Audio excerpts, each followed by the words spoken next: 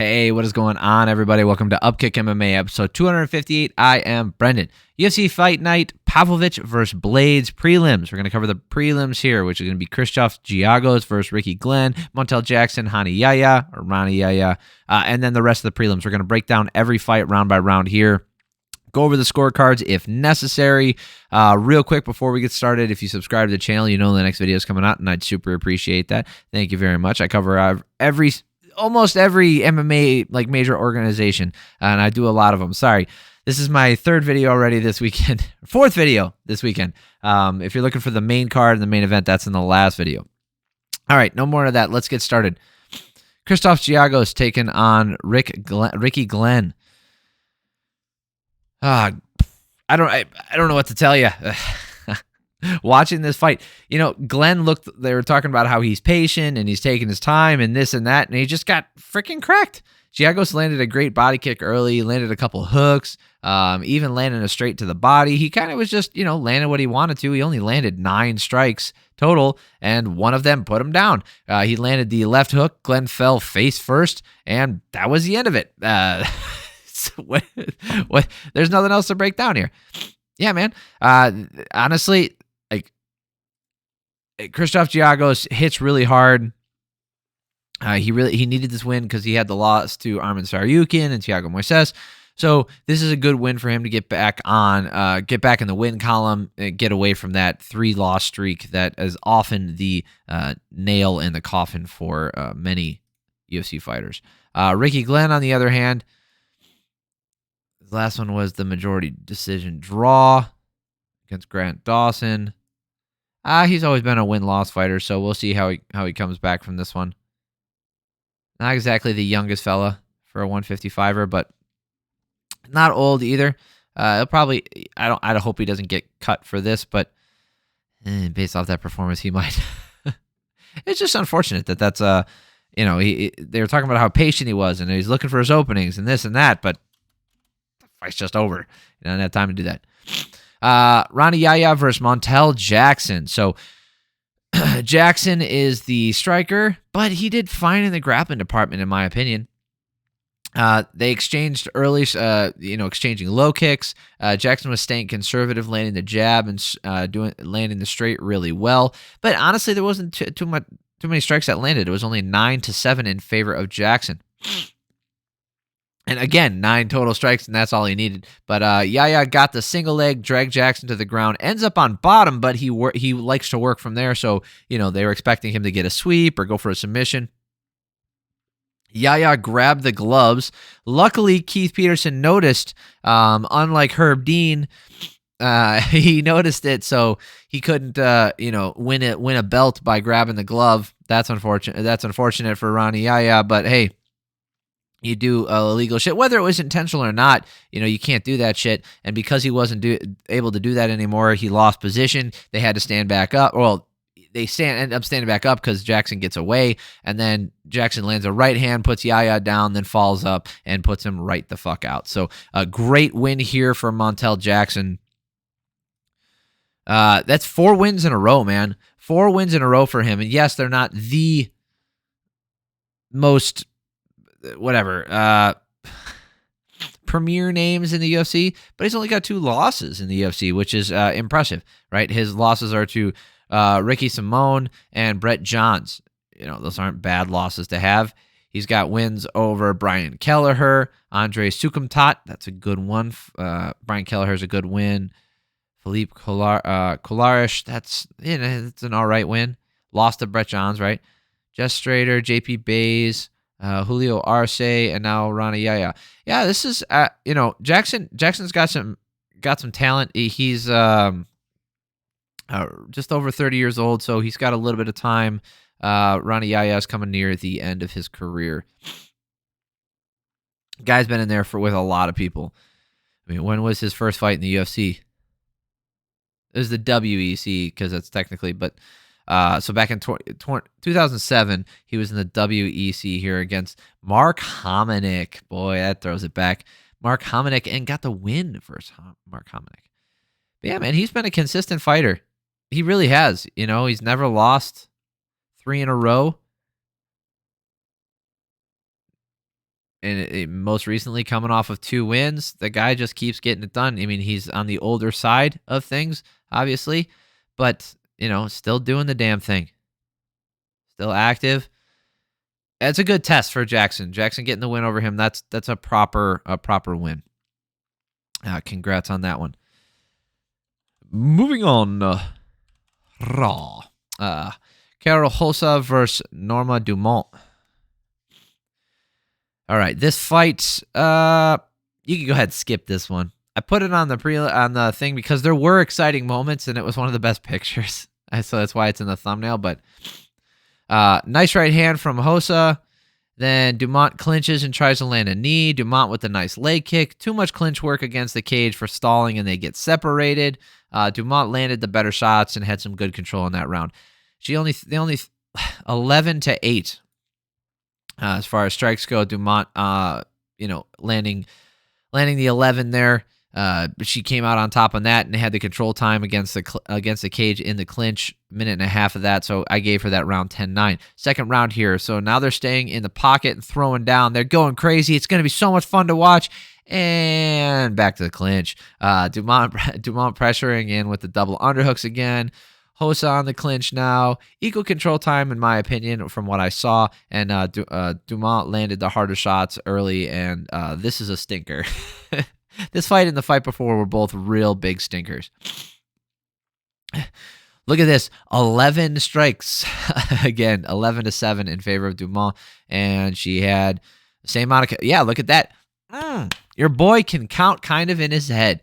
So, remember, I do this, like, I don't come through here and look at notes and then write down... Like, I don't look at the stats and then write down in my notes, like, oh, they had the same amount of control time. No. I looked at it live, and I figured they both had about the same amount of control time. Sure enough, 205 to 157 in favor of Dumont. So that's validating. It's something stupid that I would get excited about, but I don't know, it's whatever. This fight was a stinker. Last round here. Rosa doing better in the striking this round, landing the better shots, but then back into the clinch again. Dumont getting a double underhooks. Rosa Rosa drops Dumont with a right hand and then right back into the clinch. Rosa throwing Dumont to the ground, getting that last round for me. So I had a 29-28 in favor of Dumont, 18-13 for the strikes in that last round in favor of Rosa, and all three judges seeing it that way. Not crazy here. Right? Yeah, all three judges saw it that same way. Good. All right. Moving on to another stinker here. Mohammed Usman versus Junior Tafa. Oh, boy. Yeah, you could skip most of these prelims, honestly. I don't want to say skip all of them, but you could skip this fight. There's no reason to watch it, I promise you. You want to see how many strikes Mohammed Usman landed in 3 rounds? How many significant strikes he landed? 7.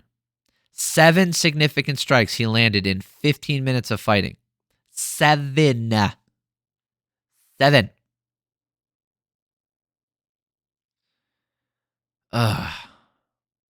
Anyway, he got outstruck in every single round, yet he had over 4 minutes of control time in the second 2 rounds, and in the first round he had 3.5. Let's talk about it. Usman pressuring Tafa against the cage. It's the most action we saw in this fight for the first 2.5 minutes. Tafa landed a knee as Usman went for a takedown. It glanced off, so they're back into the clinch. Tafa landed a right hook on the separation, landing some more hooks out in the open. An uppercut. Usman was panic wrestling. Usman did little to no damage. I gave that first round to Tafa. He did damage. Usman did nothing but control. He landed 0 damage. I don't even know if he landed strikes. Oh, total strikes. He landed 16 total strikes, apparently. Okay. Second round, Tafa defends the takedown, lands a right hand. Tafa landing some decent shots to the head, and then the lead left hook is landing really well. Usman in on another takedown attempt and finally gets it with 3 minutes and 40 seconds left. So he has 3 minutes and 40 seconds of control time on top in that round. Obviously, 4 minutes of total control time. So I gave that round to Usman. So I had it 19-19. I don't want to give it to Usman because he did nothing with it, but he did enough and Tafa didn't land enough damage. Last round here, Usman with the takedown at 4:15, and this sucks. It's super boring. Real stinker. This fight's a skipper.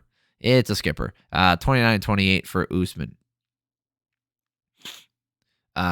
Pretty sure all three judges saw it that way. Very good. Very good. Good judging on these easy-to-call fights. Yeah, a couple weeks ago. Was it last week that we had that really bad one? Yeah, it was. She pissed everybody off. Francis Marshall versus William Gomis. Interesting. Gomis was looking great.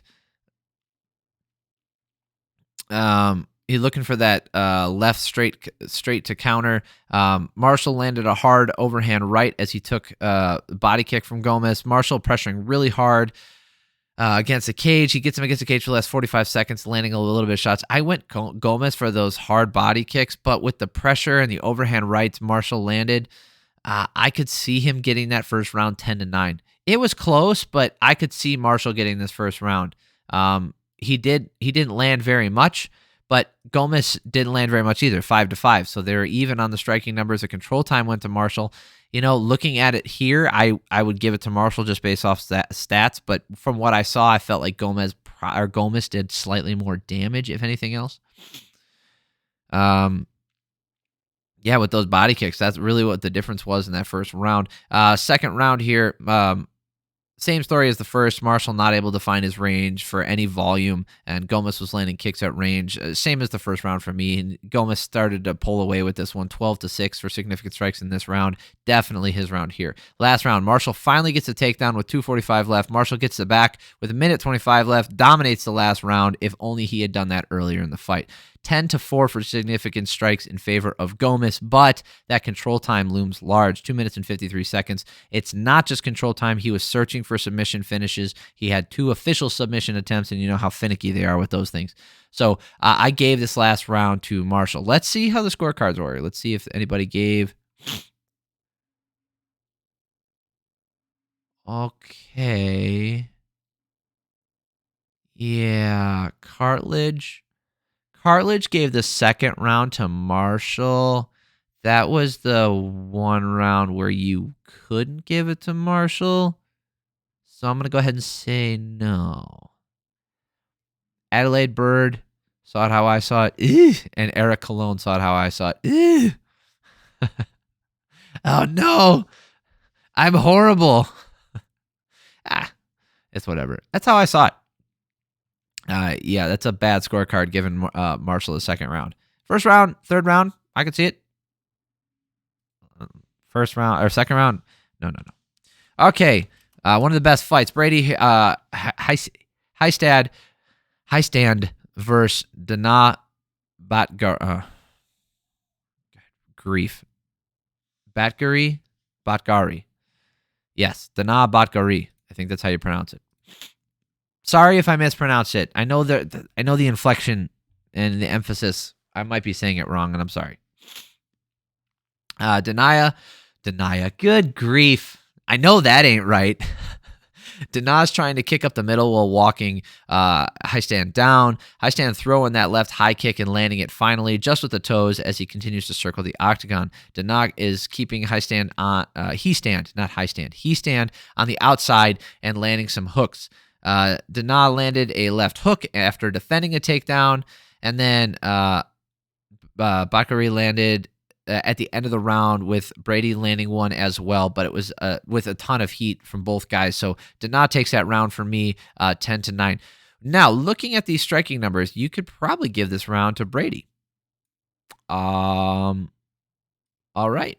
It was a close round, but so here's the thing. It was a close round. I gave it to Danna because I felt like he did more damage throughout the whole round. So they were saying that it could have gone to Hiestand, so maybe, but I gave it to Danna. Second round here.